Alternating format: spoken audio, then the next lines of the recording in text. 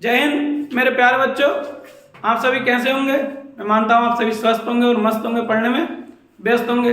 व्यस्त तो एक आदि होगा जो पढ़ाई की चिंता लेता है। टेंथ में तो बस बच्चे मजे में रहते हैं कि बस आज रात को पढ़ो और सुबह को लेके आओ, लेकिन ऐसा नहीं होता। कुछ कुछ बच्चे बहुत ज़्यादा सीरियस होते हैं, बहुत ज़्यादा टेंशन में भी आते हैं। कुछ कुछ बच्चों को बहुत ज़्यादा सीरियस इसलिए रहना पड़ता है क्योंकि उनकी घर की स्थिति और अपनी स्थिति को देखते हुए आगे को फ्यूचर को सिक्योर करने के लिए बहुत मेहनत करते हैं और मेहनत में वो उनके ऊपर प्रेशर भी आ जाता है। उस प्रेशर को कम करने के लिए मैं तुम्हें थोड़ी सी बात बताना चाहता हूँ कि आपको केवल पढ़ाई करनी है। ये नहीं देखना है कि हमारा बोर्ड एग्जाम में, जैसा आप नॉर्मल एग्जाम में जाते हैं, टेस्ट वगैरह में जाते हैं, आप केवल बेंच से जाइए, क्वेश्चन ज़्यादा सही कर लेंगे। अगर आपके पास मतलब आपके माइंड पे प्रेशर होगा तो आपको एक दबाव सा लगेगा और जो चीज़ आपको आती होगी वो भी गलत हो जाएगी। कभी कभी आपसे फैक्टर नहीं हो पाते हैं जो दिन रात आप अच्छे से कर लेते हो, ठीक है। और बहुत छोटी छोटी चीज़ें जो आपको 2 से 2 गुणा करनी होती है, कभी 2 की जगह 6 लिख देते हो, 2 दूनी 4 की जगह मतलब 6 लिख देते हो। इतना प्रेशर आता है जो शुरुआत में पहली बार बोर्ड होता है। जो बच्चे सीरियस होते हैं, जो ऐसी मस्ती में जाएंगे, उनको तो क्या है, उनका दिमाग ज्यादा प्रेशर में आएगा नहीं और चीजें सही कर लेंगे, बस जितना लिमिटेड पढ़ के जाते हैं। लेकिन उन बच्चों के लिए बता रहा हूँ जो बच्चे थोड़ा परेशान रहते हैं और कि कैसे होगा, सब कुछ होगा, उन्होंने पढ़ा बहुत कुछ है लेकिन लिख नहीं पाते हैं। वो अपने केवल ये सोचें कि एक नॉर्मल एग्जाम देने जा रहे हैं, बोर्ड की टेंशन ना लें कि बोर्ड में क्या होगा क्या नहीं आएगा। बस जैसा आपको उनको आता है अपनी नॉलेज को वैसे उसमें एक्सप्लेन कर दें कॉपी में लिख के, ठीक है। कटिंग कम से कम करें और लिखें अच्छे से अच्छा, तो मार्क्स आपके अच्छे खासे आ जाएंगे। उसी क्रम में एक बहुत ज्यादा इंपॉर्टेंट क्वेश्चन द्विघात समीकरण का जो अक्सर बोर्ड एग्जाम में मिल जाता है और इंपॉर्टेंट है बोर्ड एग्जाम में। क्या ये आपको जब बड़ी क्लासों में जाओगे, जब कभी जॉब की तैयारी करोगे तब भी क्वेश्चन मिल जाएगा, ठीक है। तो आप अभी अपना बेसिक मजबूत कर लोगे तो बाद में ही फायदा देगा। क्वेश्चन क्या है, एक मोटर बोट जिसकी स्थिर जल में चाल 18 किलोमीटर बराबर है, 24 किलोमीटर धारा की प्रतिकूल जाने में वही दूरी धारा के अनुकूल जाने की अपेक्षा 1 घंटा अधिक लेती है, ठीक है।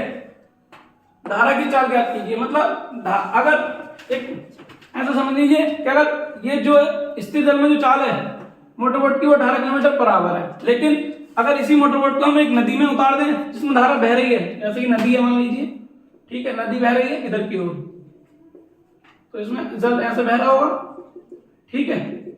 तो एक मोटर बोट है, एक मच्छी पकड़ने वाला मछुआरा मान लो कोई भी, ठीक है, इसमें नदी में या मतलब कोई राफ्टिंग करने वाले जैसे करते हैं, तो उस मोटर बोट को मान लो, ठीक है, उसमें बैठा है कलुआ। कौन बैठा है? कलुआ। कलुआ नाम का कोई व्यक्ति मान लो, ठीक है, अच्छा लगता है कलुआ नाम, हम भी ऐसे ही थोड़ा बहुत, इतना नहीं है, ठीक है। तो इसमें जाना है तो इधर को क्या बोलते हैं, बहेगा तो उसे मान लीजिए 8 घंटे लगेंगे, ठीक है। लेकिन उसी चाल को जब वो वापस इधर को आएगा, मतलब प्रतिकूल, ये हो गया अनुकूल जाने के लिए 8 घंटे, और जब इधर आएगा तो उसे 9 घंटे, मतलब प्रतिकूल जाने में 1 घंटा अधिक लगता है अनुकूल जाने से। अनुकूल का मतलब होता है धारा की दिशा में और प्रतिकूल का मतलब होता है धारा के विपरीत दिशा में, ठीक है। तो हम अब इसको समझेंगे क्या है। तो हम सबसे पहले मानते हैं, माना धारा की चाल नहीं पता, धारा की चाल क्या करनी है, तो लिखते हैं माना धारा की चाल कितनी है, x किलोमीटर पर आवर, ठीक है। फिर लिखेंगे मोटर बोट की स्थिर जल में चाल, स्थिर जल में चाल, ठीक है। तो यह आएगा हमारे पास 18 किलोमीटर पर आवर, ठीक है। अगर वैसा कोई कलुआ देख रहा हो तो बुरा मत मानना, ठीक है, वो सब एक नॉर्मली मतलब हंसी मजाक के तौर पे बना दिया है। माना धारा की चाल x kilometre per hour, motor boat की स्थिर जल में चाल 18 किलोमीटर पर आवर, ठीक है। फिर लिखेंगे हम धारा के अनुकूल छोटा हो बड़ा बहुत परेशान करते हैं मुझे, अनुकूल जाने में लगा समय बराबर होता है, ठीक है, दूरी अपॉन चाल।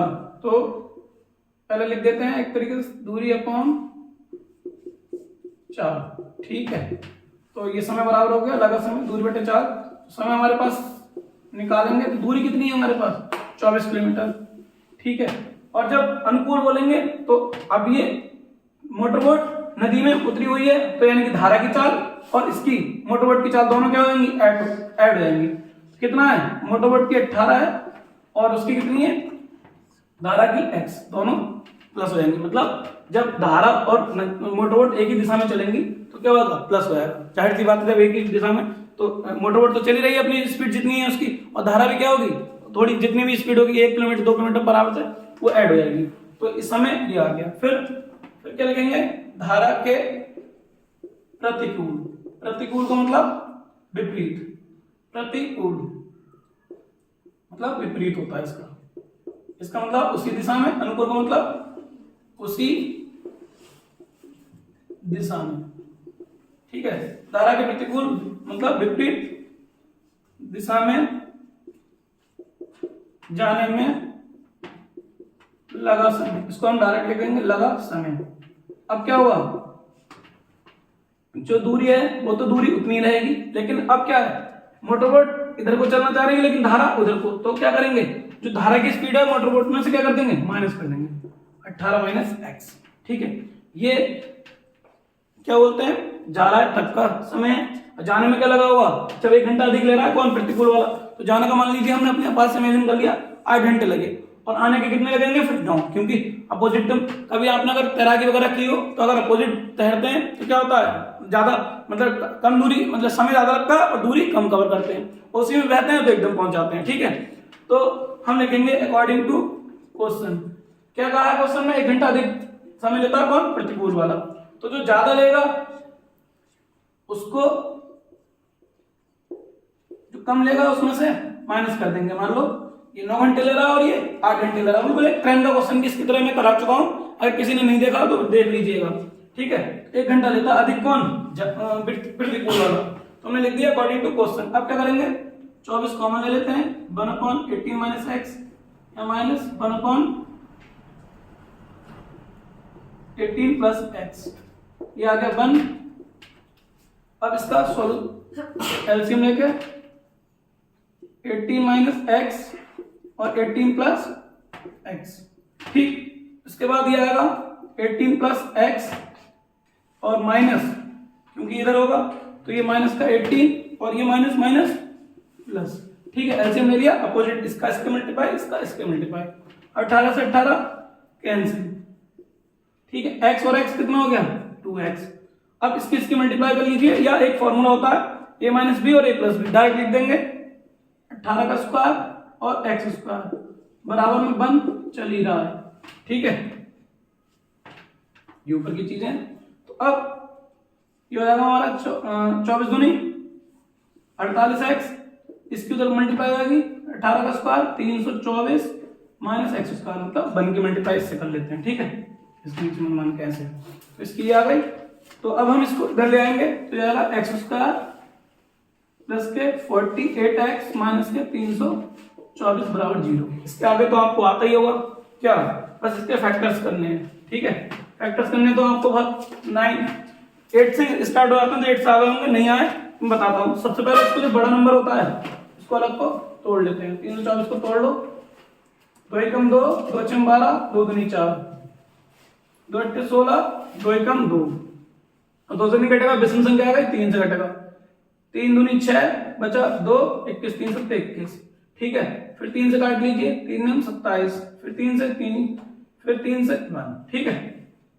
अब हमें देखना है ये लाना कितना है 48, सही है। माइनस करने पे, अगर ये माइनस है तो घटाने पे लिखाना होता है, अगर ये प्लस है तो जोड़ने पे लिखाना होता है, तो कितना आएगा 3 दूनी 6, 3 तिया 9 और 9 तिया 27, 27 तिया तो ज्यादा हो जाएगा क्योंकि हम लाना 6, 2 तिया 6, 6 तिया 18 और 18 तिया 54, ये कर लीजिए, 2 तिया 6, 6 तिया 18, 18 तिया 54, ये वाला दोनों, ठीक। फिर 3 और दूनी 6, मतलब 54 माइनस कितना आएगा, अगर 54 में से हम 6 माइनस करेंगे 48 आएगा, तो फैक्टर हो जाएगा हमारे पास कितना, एक्स स्क्वायर 48x को हम लिख देंगे कितना, डायरेक्ट लिख देते हैं 54 माइनस 6 एक्स, और ये आ गया हमारा 324 बराबर 0।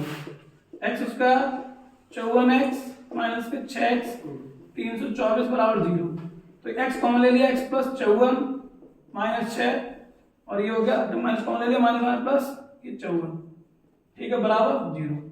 x माइनस ये वाले दोनों एक जैसे आते हैं तो हम इसको क्या ले लेते हैं, कॉमन ले लेते हैं, x plus 54 common, x minus 6 बराबर 0, ठीक है। ये आ गया, इसको रफ कर देते हैं, x से चीज है, ठीक है। तो ये हमारा x प्लस 54 बराबर 0, x बराबर -54 आएगा, मतलब उधर जाएगा तो माइनस आएगा, एक x की वैल्यू जाएगी, x - 6 बराबर 0, x बराबर 6। ठीक है, तो हमें निकालने क्या धारा की चाल कितनी मानी हमने x, मतलब ऋणात्मक हो नहीं सकती माइनस में, तो ये वाले हम नहीं मानते आंसर, ये वाली तो हम लास्ट में लिख देंगे, कहाँ पे लिख देंगे, और ये मिटा देते हैं, इसका काम खत्म हो गया। तो हमारे लास्ट में इसके बाद ये जरूर लिखना होता है, वरना नंबर कटने की संभावना रहती है, लिखेंगे इसलिए धारा की चाल, धारा की चाल कितनी आ गई 6 किलोमीटर पर आवर। ठीक है, एक बार फिर से मैं रिपीट करता हूं, सबसे पहले हम धारा की चाल मान लेते हैं। ठीक है, क्योंकि कुछ ना कुछ तो स्पीड से बह रही होगी, x kilometre per hour. Motorboat की स्थिति में चाल कितनी दे रखी है 18 किलोमीटर पर आवर। अनुकूल जाने में जुड़ जाती है धारा। ठीक है, कोई समय और दूरी बटे चाल, दूरी हमारी 24 है, तो जाने की भी 24 है, आने की भी। अगर कभी चेंज कर देते हैं तो वह हम अलग अलग हिसाब से करते हैं, वहां अलग आएगा। तो समय दूरी बटे चाल, तो दूरी आ गई और चाल दोनों की जुड़ गई। प्रतिकूल के लिए घट जाती है 18 - x। फिर हम यहाँ लिख देते हैं प्रश्नानुसार, क्या लिख देते हैं प्रश्नानुसार, हिंदी में इसका मतलब ये होता है जो उन्होंने कहा है कि प्रतिकूल वाला अनुकूल वाले से घंटा अधिक लेता है, तो ये ज्यादा ले रहा है, इसमें से ये घटा के लिख दिया। फिर हमने कॉमन लिया इसको, मतलब कॉमन लेके फिर एलसीएम लेके सॉल्व किया, एलसीएम लेके जो कट रहा था काट लिया, x और x 2x हो गया, और फिर इसकी 24 दूनी 48 और इसका 18 ये हो गया, एक बार माइनस एक बार प्लस, मतलब a square minus b square का फॉर्मूला ये लिख दिया। इसका 18 का स्क्वायर 324 और साथ में इधर मल्टीप्लाई भी कर दिया, इसको उठा के इधर ले आए, माइनस का था प्लस का हो गया, ये ऐसे रहा क्योंकि x की घटती पावर में निकली है 2 फिर 1, तो ये क्या आ गया इस वाले को -300। इसके बाद इसके फैक्टर कर लिए, थोड़ी जगह थोड़ी कम थी। ठीक है, तो ये कोई नहीं, ये आपको फैक्टर समझ में आ गए होंगे। तो आने के बाद इसके बाद ये लिखते हैं, लास्ट में ही जरूर लिखते हैं धारा की चाल कितना, ये हमारा आंसर है। ठीक है, मैं मानता हूं आपको समझ में आया होगा और ये सेशन अच्छा लगा होगा। अगर अच्छा लगा हो तो आप अपने दोस्तों को या जो भी आपके पढ़ने में सीरियस दोस्त हैं उनको शेयर कीजिए और देखिए वीडियो कैसी लगी, उस पर कमेंट बताइए कैसा लगा, जैसा भी। ठीक है, जय हिंद, थैंक यू।